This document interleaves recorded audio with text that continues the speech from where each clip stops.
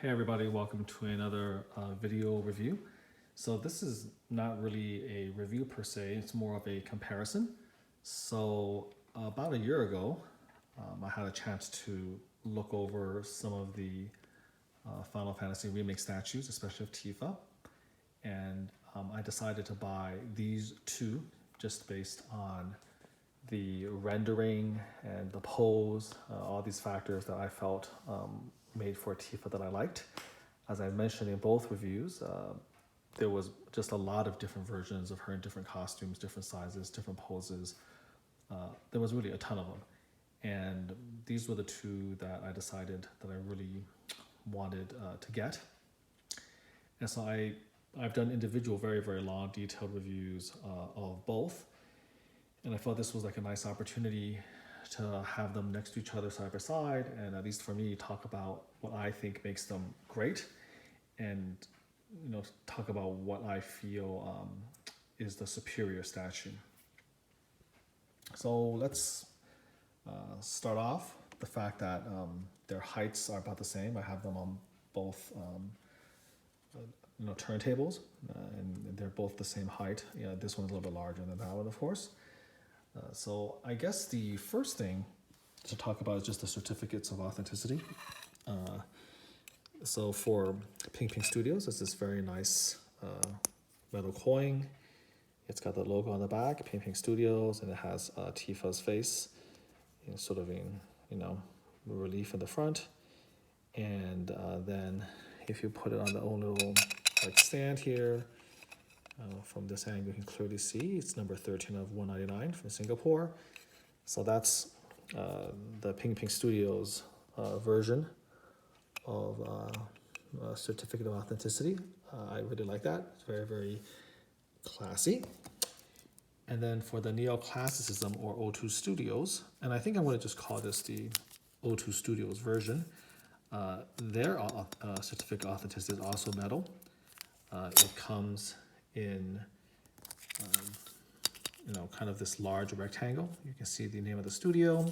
And here they talk about the fact that this is a quarter scale proportion, and the number is 324 out of 332. And it has her name in Japanese as well as Tifa Lockhart, and then the back of the metal plate, O2 Studios. So based on the various certificates, I think both are very classy. I like both.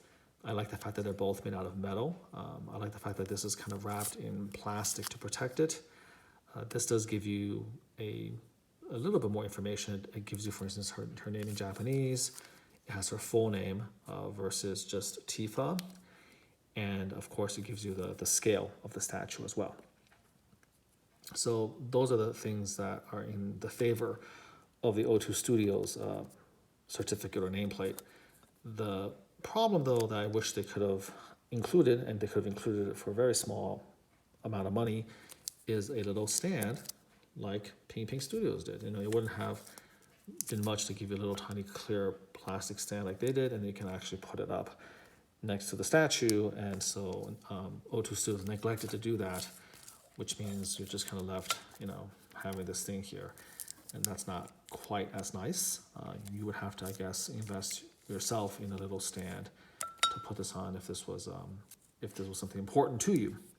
But the fact that they're both metal is very classy, and this is something that I'm quite fond of. I really do like, even with sideshows, Fairy Tale Princess line or Fairy Tale Fantasies line, their little exclusive would be like a metal plate depicting the control art for those statues, and they'll include a stand with it. So I do like that, and I do like the fact that it's metal. It just adds a little touch of class to the statue.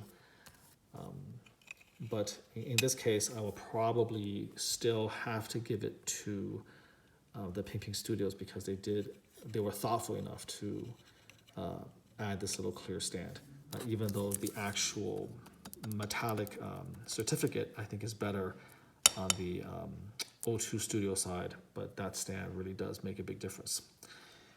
In terms of the limitation, obviously, if you want to believe the limitation, then Ping Studios is the more limited. Only 199 of these were supposedly made, whereas for the O2 Studios version, it clearly states that 332 is the limitation. However, maybe because O2 Studios is maybe a smaller studio, you don't see as many YouTube reviews of this particular statue. I think there's like only a handful of us on the web, maybe 3 or so, and so we don't have as much of a presence with this particular version of Tifa, but certainly there's been no controversy or no suspicion that this limitation is fake. Let's just say. Now, I've heard no rumors of infinite artist proofs or multiple artist proofs. No limitation by country. This is it, and this is the final limitation number. By the way, limited numbers by country is something that's practiced by many Chinese companies. A very big one now, and a company that's gotten very hot lately because of their life-size torsos, is Infinity Studios. And people forget that when they were making some of their statues, that they actually had separate limitations for China versus the rest of the world. So this is something that Chinese companies often do to inflate their edition size. Not just the smaller companies that engage, let's say, in unlicensed products or recast, but even the bigger companies do that. So here, it is the bigger number, 332, but like in my other review of Ping Studios, there's separate limitations for Thailand and Taiwan and who knows what other country. And so you do wonder if there's actually, if you can trust the limitation here. So I think in terms of the limited edition and in terms of the collectability of the statue, I kind of trust the O2 Studios version a bit more. I feel like this is actually a bit more limited, in my opinion. So stepping back, before we talk about the base and the statue itself, if you just compare the two, and I am going to step back so you have a chance to see the entire statue, you can clearly tell that actually one is significantly bigger than the other. Now, part of the difference in size is because this is standing on a higher base, okay? However, it's more than that. I have them roughly at around the same level, and you can just tell that the Ping Studios version is just simply a bigger scale than the O2 Studios version. You can clearly see sort of the size of the head, versus the head here. And again, if you just look at the two, you can clearly tell that one is just simply larger. Now, according to the limitation here, and they've been very specific about it, that this is supposed to be quarter scale. So is Ping Studios too big, or is the O2 Studios version too small? When I look at this, I think that the scale might be a bit off for both. I have a lot of quarter scale statues, and I do actually feel that the quarter scale statues tend to be a little bit closer in size to Ping Studios. For a quick comparison, Wonder Woman over here from J&D Studios is a 1/3 scale, and she's definitely quite a bit bigger than the Ping Studios Tifa, but not that much bigger. And so I feel like in terms of the scaling, I think that Ping Studios is actually the more accurate scale, and that O2 Studios Neoclassicism Tifa is probably a little bit undersized for quarter scale. She's probably more like 5th scale, in my opinion. And in fact, I do have some 5th scale statues. The Sideshow Fairy Tale Fantasies line is 5th scale, and she seems to fit more there. So in terms of the scaling, take from that what you will. The more accurate scale, I think, is Ping Studios. Okay, so having said that, we can now work on the bases, comparing the bases. I'm going to now move aside the coin and the card. So I've gone on record saying that the Ping Studios base is the best space of all of the Tifas out there, because of the light up feature, the stained glass windows, the way they hit it. You can even see the glow of the light behind the golden doors here. You can see this here. I think the characters here are for Shinra. I may be wrong, but I think that's what one reviewer said. I don't speak or read Japanese. This is a little symbol of Tifa's flower. So based on this, I haven't changed my mind. This is a stunning statue. The cactuar is kind of like a little accent piece. Very nice. So by the base, I think this is the best base. But I have to tell you that the O2 Studios base is like a close second. I wouldn't call it tied for first. I still think that the light up base here is far superior. But while this was very, very difficult to put together, it was like a nightmare to put together. When you do put it together, I think it's very, very good. The quality of the base is extremely detailed once you put all these little tire treads in, and definitely looks like she just smashed, like a mecha or something like that. It all comes together. It's very, very well painted. Definitely the gunmetal production design, the gunmetal paint is next level, beautifully painted, and you can see the wearing, the tearing, the damage, especially this damage over here. And so this is a very beautiful detail base, and in my opinion it's like superior to essentially every Tifa base out there, which a lot of it just has her kind of standing on a boring gray stone platform. There might be a couple of sculptures around it or winged gargoyles or whatnot, but in terms of the ambition and the complexity of the base, in terms of the paint job of the base, the metallic effects, all of that, I feel like this Tifa O2 Studios definitely stands apart. Easily the second best base, and were it not for the amazing base on the left, this would have been number one among all the Tifas I've looked at. I looked at quite a few of them from the different studios.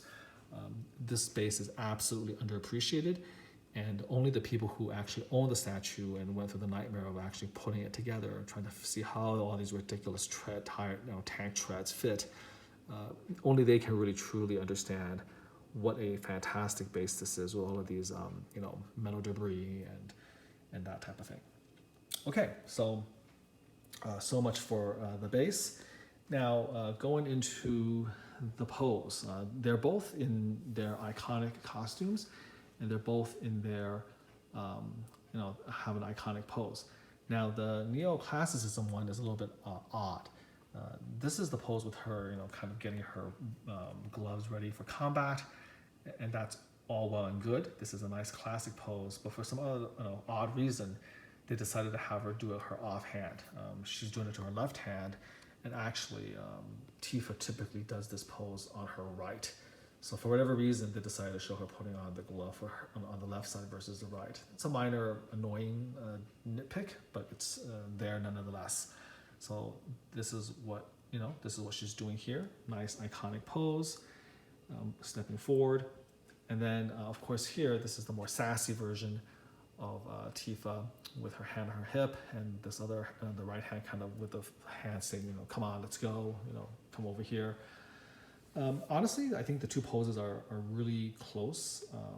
They're both iconic, but if I had to choose, I would choose the O2 Studio. I would choose the one here. I just kind of like the way she's sort of walking. It's a kind of very confident stride as she's walking through, and the base kind of tells the story, right? So you're going through all of this, and the story that's telling is that she just basically completely destroyed a mecha or some sort of enemy, and she's kind of demurely and confidently putting on or tightening her gloves as she's walking through her wreckage. So I think this has a lot of just a lot of attitude. I really like this pose. This pose is great as well. I mean, it's sassy, sexy, and also iconic, and it fits very, very well with her. But I just like this particular pose just a little bit more, just a little touch more. Okay. In terms of the costume, I guess when we're talking about her costume, we are essentially talking about the cast-offs and how well the companies decided to deal with this concept where they wanted to give you both like a nude version of her as well as clothes. And so between those two, I think the O2 Studios again wins hands down. They just have a snap-on black skirt. It fits way better than the other one. The seam line is much less. The straps here are actually put on separately, and then they actually give you a sculpted chest that shows her top laying on her breasts, and that sculpture is absolutely on point. And so they actually give you swap out torsos. The nude version can be swapped on separately. And while that is a little creepy and a little bit disturbing, to be honest, I talked about that in my review, where you're like basically snapping on like separate breasts onto the statue.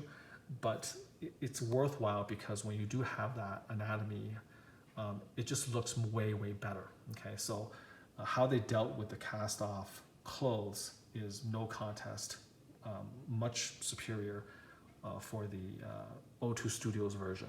Okay, now again, there's only so much you can do for the cast off quality.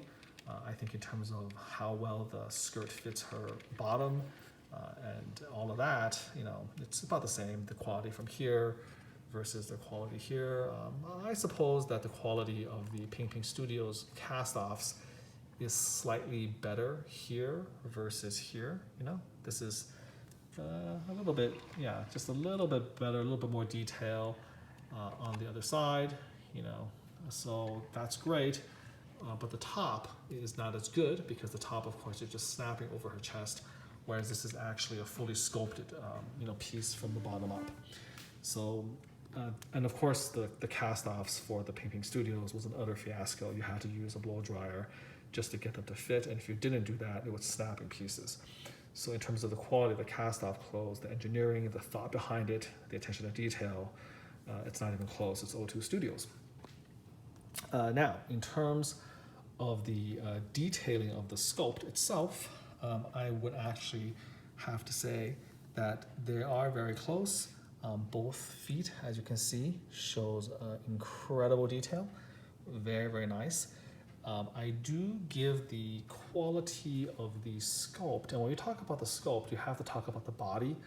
Ping Ping Studios has the better body. Now, I'm not going to, waste your time like taking her apart and putting on the breasts and getting her nude again. But I will say that overall, Ping Ping Studios just gives you a more perfectly realized, feminine anatomy with all the curvatures, the way everything kind of fits together. Not a surprise. Ping Ping Studios is known for this. They win the best body hands down. And when you talk about sculpt, you kind of have to talk about the body. Okay, so much for that. Although I will say that O2 Studios is better in one specific respect, is that when you put the nude torso on, the way the breasts are sculpted, the O2 Studios has the better breasts, mainly because she has to displace it in order to kind of tighten her gloves or to put on her gloves. And so they had to sort of sculpt the breasts in motion, so to speak. They had to sculpt the breasts being moved by her right arm. And that means that this Tifa actually has more realistic breast physics, if you want to talk about that. The way they sculpted it, the way it's shaped. Ping Ping Studios kind of has like the boob job with a breast implant kind of breasts.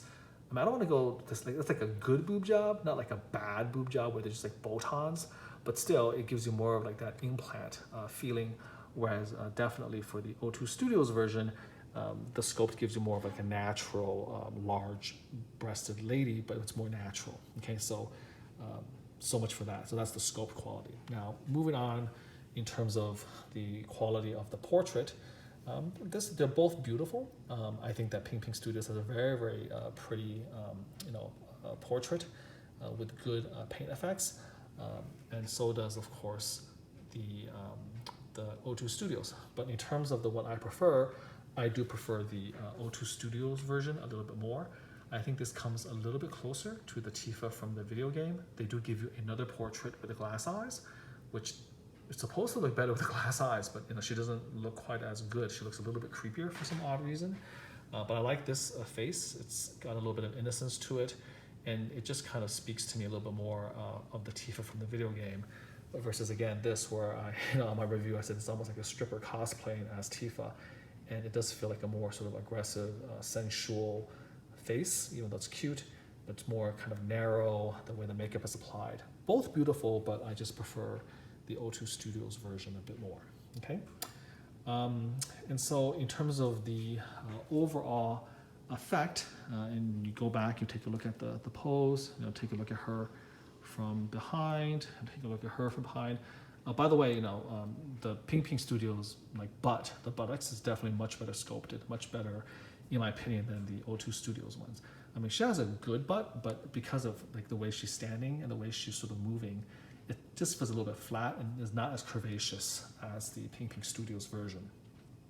So, looking at both statues from behind, looking at it from the side, here, and then from the other side, right over here, not much to be gained from these various poses, but overall, I think both are great statues. But if I had to choose, despite the fact that Ping Studios is the larger version, I do feel like I still like the O2 Studios Neoclassicism Tifa the most. I like the pose, I like the body physics, like the way that her breasts are kind of moved when she's moving her arms underneath it. I like the face and the portrait better. And I think that the clothes look way better on her. Now, Ping Studios' nude body is better than O2 Studios, but since we're not displaying nude bodies, and this is how we're going to be displaying them, I feel like the O2 Studios is the superior version in terms of, again, the sculpt and the clothes and how everything lays out and fits together. You know what I'm saying? But I do actually believe, if you were able to sit through my hour-and-a-half long reviews of both the O2 Studios and the Ping Studios, I think that these are the two best Tifa statues on the market, in my opinion. When you put together everything that I've talked about, and so it's no shame that Ping Studios lost out to O2 Studios. It's only by a very small margin. So I hope that you found this kind of comparison of the two useful. I also, by the way, want to give props that O2 Studios gave actually an instruction booklet. Had a little poster. They were brave enough to show you their original render, and they showed you that render, and you can compare their final product to the render, and it wasn't perfect, but they were ballsy, they were gutsy, they were willing to show you that original render and have you compare. So I appreciated that. I appreciated the instructions on it, and so just a little bit more detail to the packaging and the presentation. So again, not many people talk about O2 Studios Neoclassicism. The bulk of the reviews are about MH Studios, Mayflies, XZ, Greenleaf, etc., Ping Studios, etc. But this is the gem. Even though it's a smaller scale, it's more fifth scale than quarter scale. In my opinion, this is actually the best Tifa statue on the market when you take into account every single thing: the overall packaging, the metal certificate, the base. We didn't even talk about the nylon stockings and the beautiful texture of these stockings, the portrait, the double portrait with the glass eyes, again, the breast physics, the body, the fact that it's cast off, but also gives you a fantastic cast on clothes option. This is the total package right here. Okay, so this is it. O2 Studios Neoclassicism Tifa on the right, Ping Studios on the left, both fantastic pieces. In my opinion, again, the two best ones on the market, but the winner, and actually if you listen to my review, by quite a fair margin, the winner is the Neoclassicism O2 Studios Tifa. Here we go. So I hope you enjoyed that comparison of the two, and until next time, do take care.